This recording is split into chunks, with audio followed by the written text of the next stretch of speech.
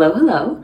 I've been getting a couple questions about how do I travel with my camera gear, what do I pack in it, etc., etc. And I've been meaning to make this video for a minute, but I'm about to pack my camera bag for tomorrow. So I thought I would take you guys along with me and show you the gear that I use, how I pack it, how I travel light, and all that good stuff. So let's go. Welcome to my semi-clean hotel room in Paris. So to start with, I use the Brevity Backpack. I am a huge fan of this. I just got it a couple months ago, but for me, I feel like it's the perfect size for what I need. The main features I love about it are the fact that this part opens up and you can reach your gear straight in there. There's a water bottle spot right here. There's a main opening here, and then there's a spot for my laptop, which my last bag didn't have that, and it's super necessary. And then there's a little tiny pouch at the very front that you can just put like small items in, which is great for like memory cards or little things that you like need to grab and go. Okay, so here is the main gear that I travel with. I'll walk you through the gear and then show you how I put it into my bag. I shoot on two bodies just because when things get busy, I don't want to waste time by changing lenses.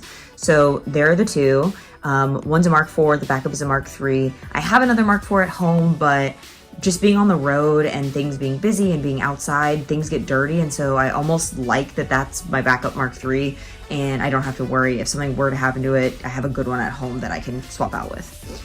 And then for my lenses, I have the 50, which usually stays on one body. And then I have the 70-200, and then I have the wide 16-35. The 70-200 I mainly just use for concerts. So, you know, obviously when I'm shooting like on stage or from the crowd or whatever, I'll use it. But when I'm doing portraits, I don't need it as much, but sometimes I do if I'm far away or don't have access. So I bring it just in case. And then I bring a flash and a MagMod to put on top of the flash just to help diffuse the light and make it look even. Even if it's a crazy lighting setup and I don't really know what's going on, I can throw the flash on with the modifier and it tends to give me just some even light, you know, if I need it in a restaurant or something random.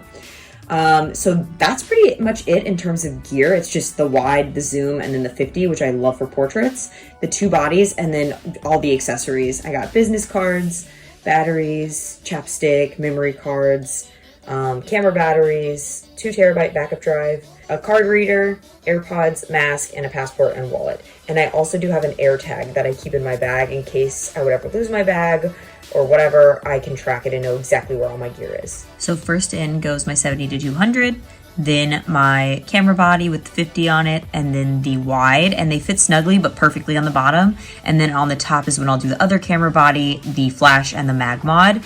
Then I will just throw my passport in my laptop case, put that in the very back, and then all those accessories will just go right in the front. And I love this bag because you can use it as a carry-on at the airport. It's not too big, and I never want to check my gear. I always like to have it on my person for security, so it's perfect for that. So that's pretty much my process of what goes in my bag.